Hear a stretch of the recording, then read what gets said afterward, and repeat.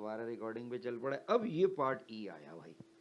अब देखो इसमें भी करेक्टर बनाना है। अब क्या करूं मैं, फिर इसमें भी एलसीएम ही लूंगा। क्या लिखूंगा, ये देखो रूट एक्स नीचे आया, रूट एक्स जब भी मल्टीप्लाई होता है, जैसे रूट फाइव से मल्टीप्लाई हो जाए बच्चों तो जवाब 5 होता है। पता है ना आप लोगों को ये तो? यस क्योंकि ये सर्ट से रूट में 5 5 से 25 हो गया, 25 5 होता है। तो कभी भी देखो ना रूट में एक्स और रूट में एक्स मल्टीप्लाई होने जा रहा है, एलसीएम में रूट एक्स से मल्टीप्लाई होगा तो जवाब में वो एक्स आ जाएगा, ये भी हो जाएगा। अब की मर्तबा देखो हुआ क्या, अब की मर्तबा हमारे वर्टिकल एक्सिस पे क्या आना है इश्तियाक। अब अगर हम कंपेयर करें तो बताइए, अगर मैं इसको कंपेयर, तो सर बढ़िया एक्सिस में अंडरवुड एक्स आ जाएगा, अंडरवुड एक्स इन वाई। हाँ जी। तो अगर अब मुझसे कोई बोले कि यार ये आपका कैपिटल वाई पे अब कौन आ गया, तो मैंने कहा under root x into y is r vertical axis and the horizontal axis is the same x, okay, and our gradient is a and our, अच्छा एक बात बताओगे, ये जो c है ये तो b है, इस c को क्या कहेंगे हम?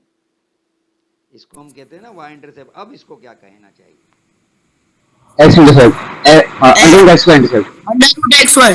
हाँ जी, अंडरवुड एक्स जबरदस्त। का इंटरसेप्ट। खुद सोचो जब तुम्हारा वर्टिकल एक्सिस हो, वाई एक्सिस रहा ही नहीं, वो तो root x into y axis हो गया, तो तुम्हारे जो सी है ना इसका नाम हो जाएगा root x into y intercept. समझ में आई बेटा इश्तियाक? इसका नाम भी को पूछे तो तुम्हें पता हो भाई ये वाई इंटरसेप्ट नहीं रहा, अब under root x into y intercept है। सर हाँ बोलो। अगर इस वक्त इसका नाम अंडरवुड एक्स वाई मतलब इंटरसेप्ट है, अगर इसका भी नाम है, तो अगर किसी और इक्वेशन के अंदर y के साथ x जिस भी तरीके से लगाओ, y upon x x y जो भी हो, तो वो एक्स वाई इंटरसेप्ट नाम होगा b का, फिर y अपॉन x इंटरसेप्ट नाम होगा b नीचे का। वाले में बता दो ना, यहाँ पे जो माइनस बी है वो क्या वो y चीज है? अपॉन x इंटरसेप्ट है ना। जी हाँ, बेहतरीन बोला। सही है। देखो यार खुद सोचो ना, जो एक्सिस है ना वो पहचान होते हैं। जैसे कोई बंदा भाई टर्की से आया तो उसका जो जो उसका मुल्क है वो टर्की है, तो आप उसको क्या बोलोगे टर्की, भाई? वो उस बाशिंदे को क्या बोलोगे तुम? टर्किश। टर्किश बोलोगे ना यार। तो खुद सोचो जो एक्सिस और एक्स और वाई एक्सिस पे लिखी चीज़ है ना उसी हिसाब से चीज़ें ट्रीट होंगी, उसके वो डोमेन और रेंज है, उसको बड़ा ही गौर से देखना है। हमारे बच्चों को यही तो नहीं पता चलता यार, जब वेलोसिटी टाइम का ग्राफ बना रहे हैं तो उसको पता होना चाहिए ना, ये वाई एक्सिस पे क्या आ चुकी है, वेलोसिटी आ चुकी है। बोलो क्या वो वाई एक्सिस रहा है या वेलोसिटी एक्सिस हो गया? बोलो, वेलोसिटी एक्सिस। है ना भाई। और जो हमारे पास जो हॉरिजॉन्टल एक्सिस होता है वो क्या हो जाता है, टाइम एक्सिस हो जाता है, चेंज हो जाता है ना भाई। या यही है। Yes sir. इसी तरह से जब हम बना रहे होते हैं डिस्प्लेसमेंट टाइम ग्राफ, तो हमारा वाई एक्सिस नहीं रहता, सॉरी, उसके ऊपर हम लिखते हैं डिस्प्लेसमेंट एक्सिस। ठीक है कि नहीं, है ना बच्चों? यस जब हम यहाँ यस पे सर। लिखते हैं, ये देखो भाई ये डिस्प्लेसमेंट लिखा, मीटर मतलब उसका यूनिट, यहाँ लिखा टाइम, और मैंने कहा जो इस पे ग्राफ बनेगा ये क्या है, तो मैंने कहा भाई दरअसल उसका वर्टिकल एक्सिस डिस्प्लेसमेंट हो गया है और उसका हॉरिजॉन्टल एक्सिस टाइम हो गया है, बस यही है चीज़। अच्छा अब आइए मैं दोबारा से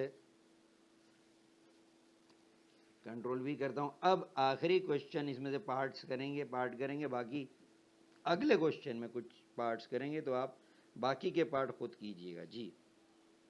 पार्ट कौन सा कर लूँ ये बताओ, जो आप बोलोगे मैं वो कर लूँगा। एच। चलो एच कोई नहीं। मैं एच पार्ट करता हूँ, उसके अंदर आप ये देखेंगे कि आखिर उसमें हम ऐसा क्या चमत्कार करने वाले हैं। तो देखिए भाई लेना वही यहाँ एलसीएम ही है, ले लिया। अच्छा मज़े की बात, एक और नॉलेज में इजाफा करूँगा बच्चों, आप लोग अगर चाहोगे तो मैं उसको अच्छे से बताऊँगा। तो चलो भाई यार, अच्छा ये क्या हुआ, अच्छा ये रूट एक्स यहाँ चला गया, अपॉन वाई हो गया, ए एक्स माइनस बी हो गया। समझ आ रही है बेटा?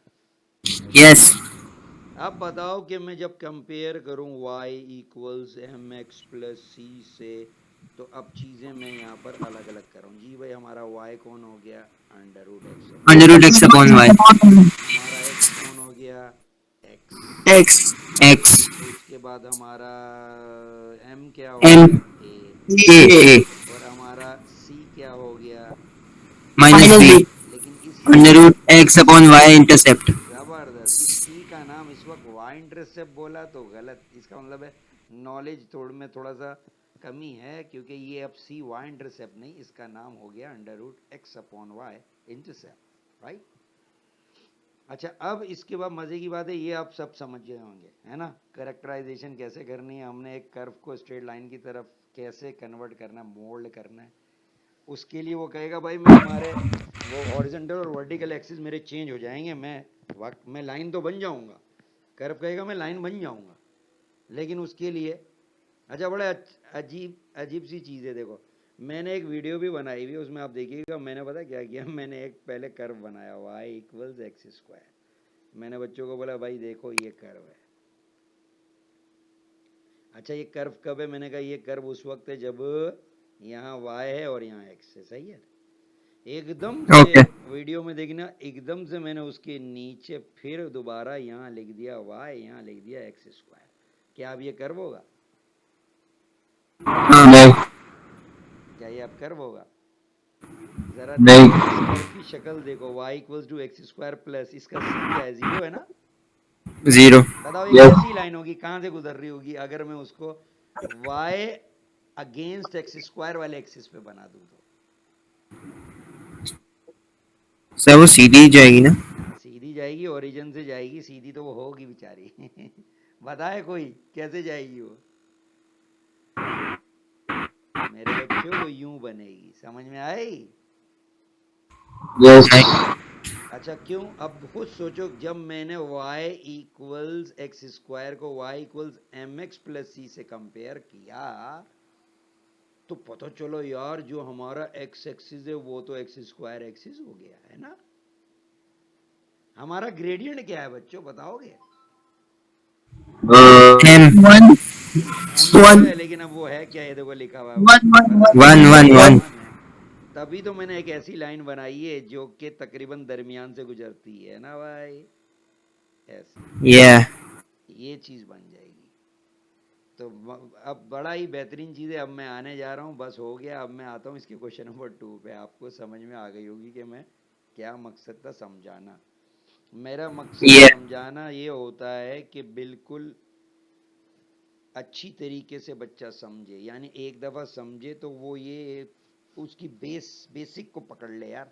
अबे यार कोई इतनी मुश्किल चीज़ नहीं है, इसलिए मैं कहता हूँ फोकस रहो क्लास में, क्योंकि मैं बारी बारी बातें शेयर करना चाहता हूँ, वो सब रह जाती हैं, फिर आप लोग मिस करते हो चीज़ें मुझे इस चीज़ का वो टेंशन लगी रहती है, मुझे कोई वो नहीं है कि मैं आपको डांटूं, मुझे ये चीज़ की मैं ज़्यादा वो कॉन्शियस हो रहा होता हूँ, मैं ज़्यादा आपके लिए सोच रहा होता हूँ कि यार ये पेपर करते वक्त इन लोगों को ना फिर बहुत प्रॉब्लम होती है, फिर बोलते सर ये तो बड़ा मुश्किल था। वो मुश्किल कोई नहीं चीज़ होती है, अच्छी तरह से बेसिक को स्ट्रॉन्ग करता है ना बंदा, तो फिर मुश्किल नहीं होती। इश्तियाक मैं गलत बात कर रहा हूँ? जो बच्चे फुल मार्क्स ले आते हैं ना, अगर मैं उनसे बात करूं तो वो उनके ये भी याद रहे, वो जो हिडन उनके दिमाग में जो सही चीज़ है ना वो बस चुकी है, याद रहे। हर बच्चे को अल्लाह ने एक जैसा जहन दिया है, ठीक है ना। अच्छा, अब क्या है कि इस्तेमाल कैसे कर रहा है। कोई स्मार्ट लोग होते हैं उसको अच्छे से इस्तेमाल करते हैं, टाइम भी कम ज़ाया करते हैं, इस्तेमाल अच्छे से करते हैं। और उसका बेहतरीन तरीका है कि जब वो चीज़ समझी जाए समझाई जाए तो बाकी लोगों के मुकाबले में आपने थोड़ा फोकस हो जाना है उस वक्त में, तो बाकी जब जो ख्वार होते रहेंगे और तुम उसी फोकस टाइम में जाकर तुमने वो चीज़ बिल्कुल पॉलिश कर ली। अब आइए मैं बातें हो जाएंगी ज़्यादा, तो मैं आगे चलता हूँ। ये देखो मेरे बच्चों, अब कोई ये कहे कि यार ये वाले थोड़े मुश्किल होते हैं ना भाई, और पास पेपर में ये वाले होते हैं, बताऊँ आपको मैं, पास पेपर में अली ये वाले होते हैं बेटा, ये अच्छा इस तरह की कोई ओके चीज़ सर करनी होती है। अभी मैं पास पेपर दिखाऊंगा तो मैं क्यों एम्फिसाइज कर रहा हूँ, तो ये वजह होती है यार। अब आइए पहला क्वेश्चन आ गया वही, ये देखो। अब यार वो फिर दोबारा कंपेयर करना है मैंने इसको किससे, y equals m x plus c से। और मैंने कहा यार ये कैसी चीज़ आ गई, तो बताओ मैं ऐसा क्या करूँगा कि मैं इस फॉर्म में कंपेयर कर लूँ। कंपेयर करना भाई, मैंने क्या करूँ, इस कर्व को, ये कर्व है, सर 10 को y की बेस ले जाएं किसको? 10 को देखो भाई एक काम बताओ, ये